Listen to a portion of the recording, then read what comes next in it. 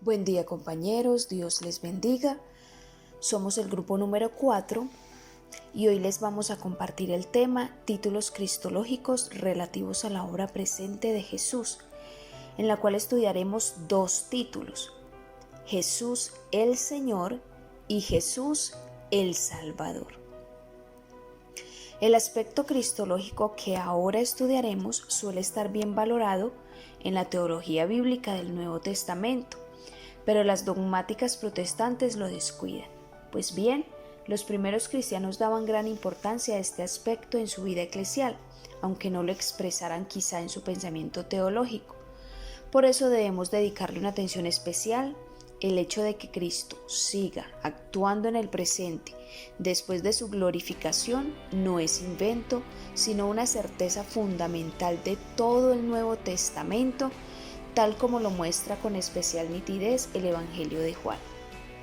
Algunos títulos ya estudiados, en particular el de sumo sacerdote, se relacionan ya con la obra presente de Cristo, exaltado a la derecha de Dios, pero en este contexto nos ocuparemos sobre todo de un título distinto relacionado con el Cristo glorificado, Jesús el Señor, Kyrios.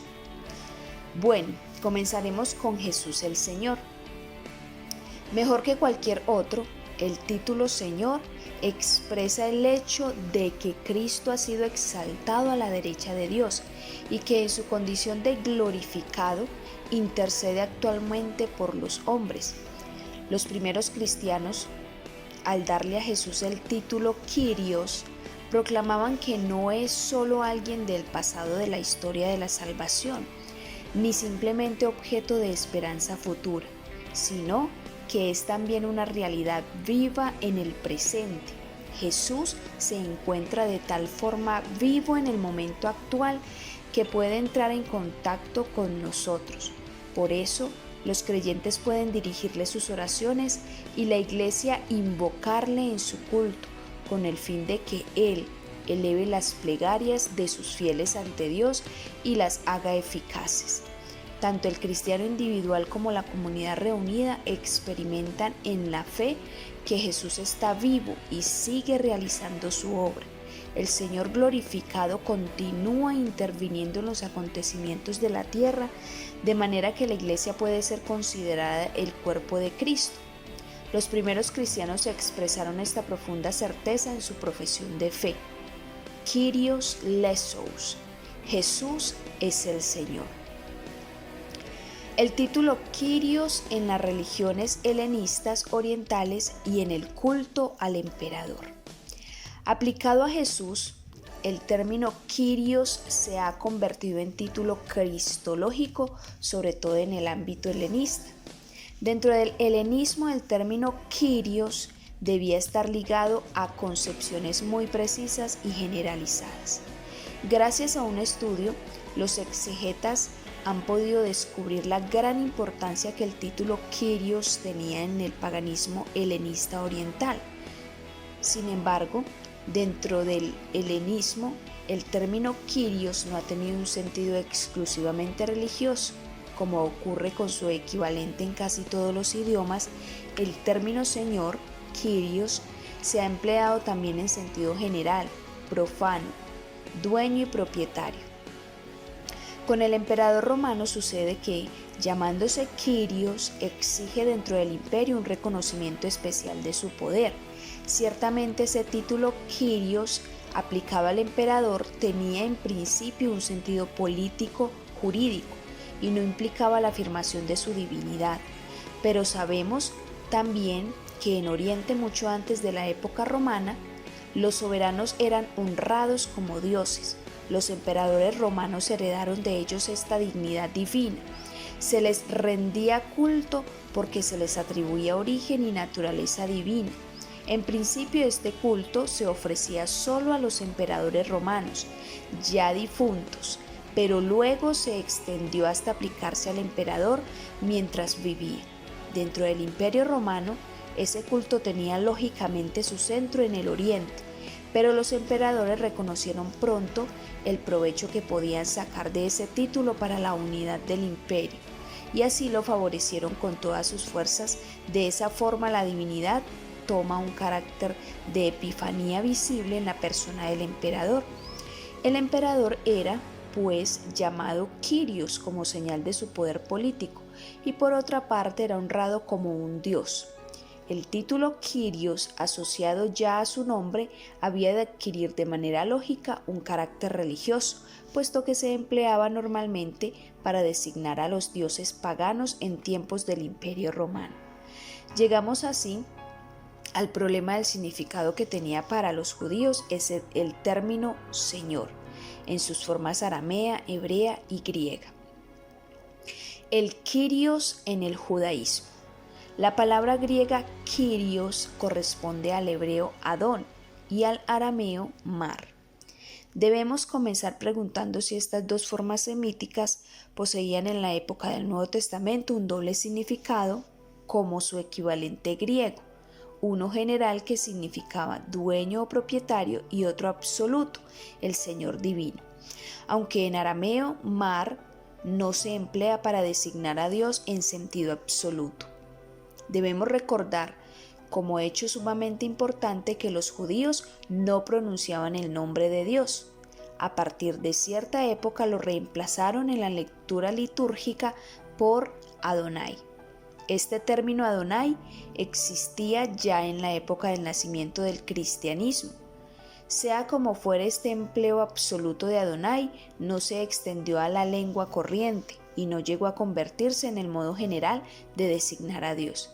Está probado, sin embargo, que Adonai es igual a Señor, reemplazaba en la lectura litúrgica el nombre de Dios.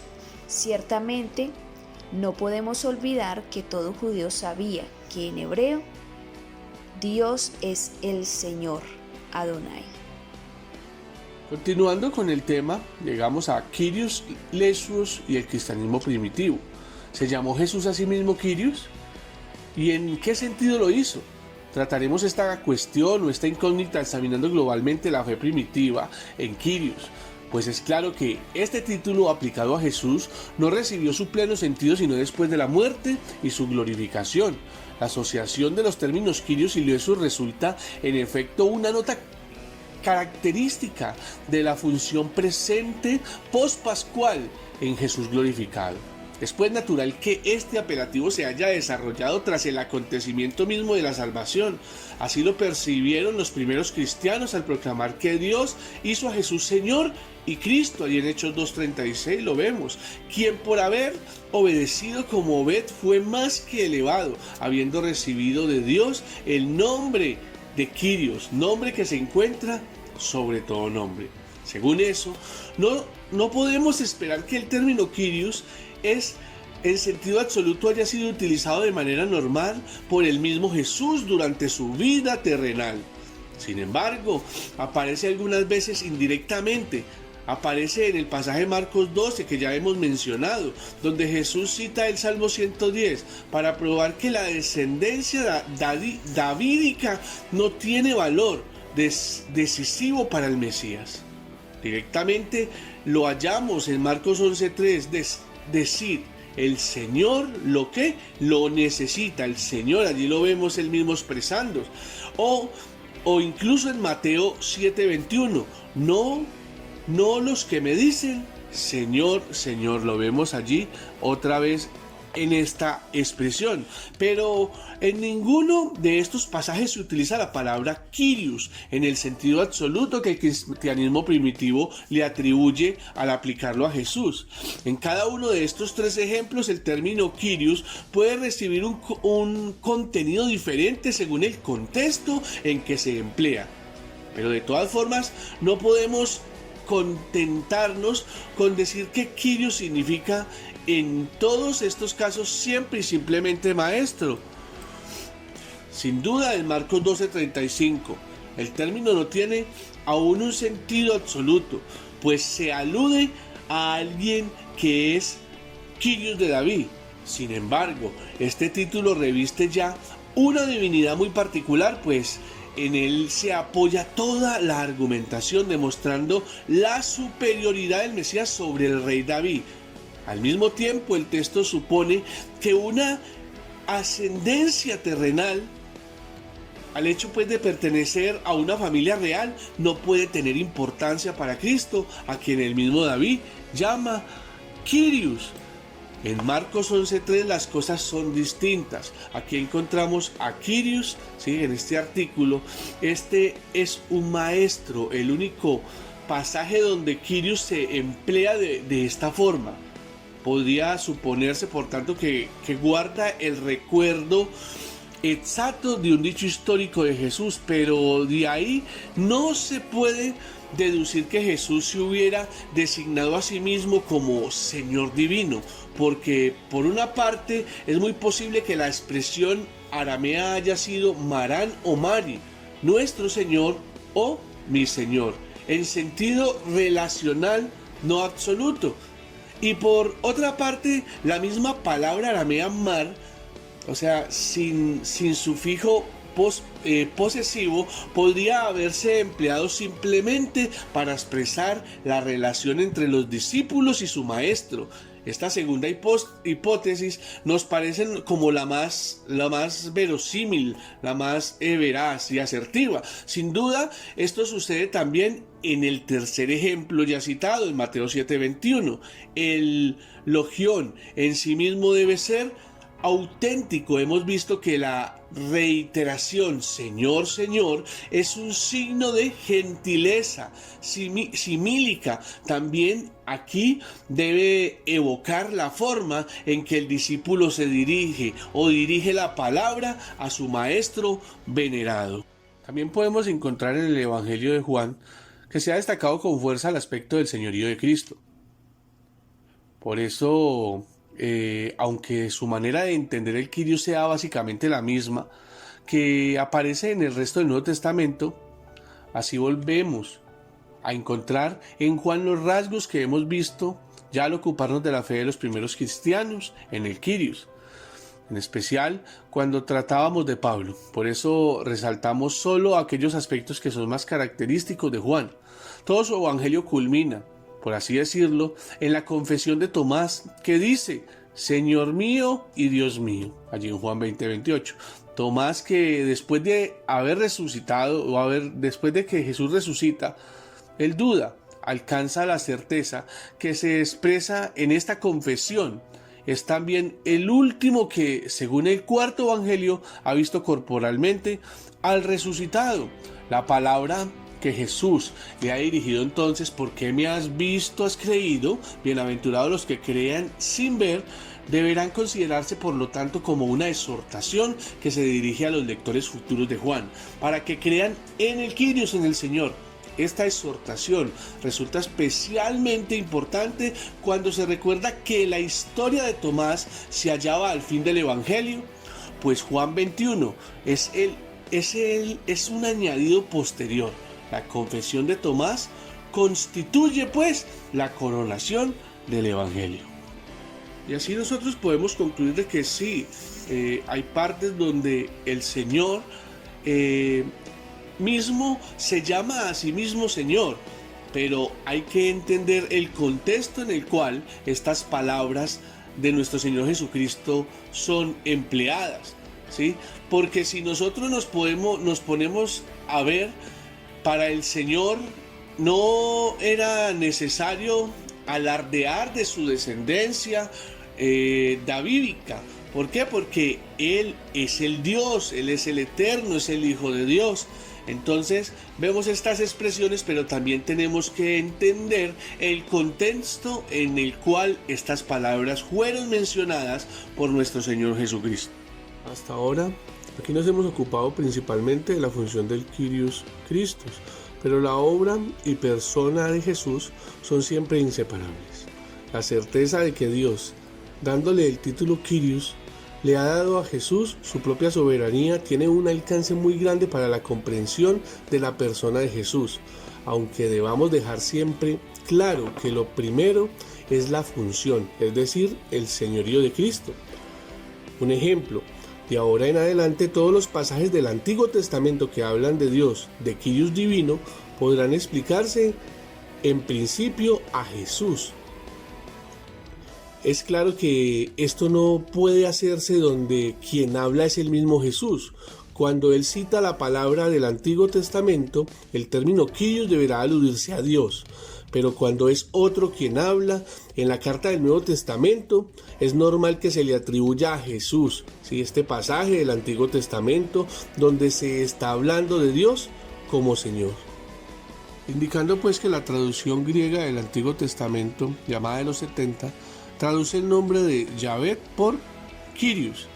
Una simple mirada a la concordancia griega muestra la frecuencia con que el Nuevo Testamento, al citar pasajes del Antiguo, donde Kyrios es el término empleado para hablar de Dios, aplica sin más ese título a nuestro Señor Jesucristo.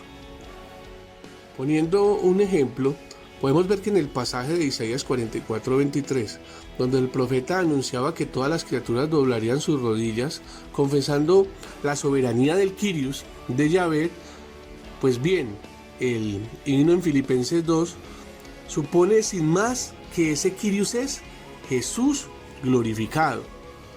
También vemos un ejemplo un poco más sorprendente y lo encontramos en Hebreos 1:10. Se trata de una cita del Salmo 102:25, que dice: Tú, Señor, desde el principio fundaste la tierra, y los cielos son obras de tus manos. El texto del Antiguo Testamento alude obviamente a Dios Padre, al Creador, pero el autor de Hebreos, aplicando a Jesús el nombre de Kyrios, no vacila en dirigirse a él con las palabras de este salmo, presentándole así como el Creador de los cielos y Creador de la tierra. Para comprender la génesis y el desarrollo del pensamiento cristológico debemos partir del título Kyrios, como de un centro a partir del cual se sitúan las demás funciones de Jesús en el conjunto de la cristología. Recordemos que ese título contribuye ya en la base de las primeras confesiones de fe. Con eso no se pretende decir en modo alguno que la cristología del Kyrios haya sido desde el punto de vista cronológico la primera explicación de la persona y la obra de Jesús. Casi todas las respuestas cristológicas que hemos examinado en los capítulos precedentes son de hecho más antiguas, pero solo la cristología del Kyrios ha permitido realizar síntesis donde han encontrado su lugar todos los aspectos asociados a los títulos cristológicos, según el papel que juega en la historia de la salvación. Jesús el Salvador es una palabra hebrea que significa Salvador. Es uno de los atributos cristológicos que se le da a Jesús, nacido en Belén, hijo de un carpintero. En el Evangelio de Lucas, Juan, Filipense, se habla del Salvador, pero es más frecuente hablar del Salvador en las cartas pastorales. En Pedro, Kyrios es otro título cristológico que significa que está sobre todo nombre, y por eso es natural que la palabra Soter aparezca a menudo en el Nuevo Testamento. En Filipense, en Pedro, pero en las cartas pastorales hay un hecho significativo que con más frecuencia llama a Jesús el Salvador. Suele conceder espontáneamente en el mismo pasaje, con el mismo título de Soter o Salvador, y esto hace entender que tal aplicación cristológica es un título divino del Antiguo Testamento, que ahora viene a aplicarse a Jesús. El título Soter o Salvador en el judaísmo y helenismo. En el judaísmo, la palabra Soter significa generalmente al libertador de un pueblo. Por ejemplo, Moisés cuando libertó al pueblo de Israel de la mano de los egipcios. El helenismo, la palabra Soter o Salvador, salvadore a los dioses, también a los héroes y más tarde a los príncipes que liberan a los hombres de la mala suerte, enfermedades, dolencias y toda clase de peligro. A los emperadores se les podría llamar Kyrios, el soberano, porque aporta orden y paz. Jesús el Salvador en el cristianismo primitivo. Los primeros textos cristianos llaman a Jesús Salvador.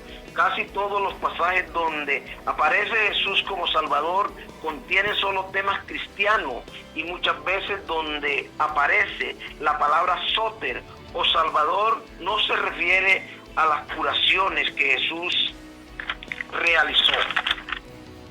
Mientras Jesús estuvo en la tierra, nunca se hizo llamar Soter o Salvador, pero sí este título se relaciona con su obra terrenal y la perspectiva de resurrección y purificación.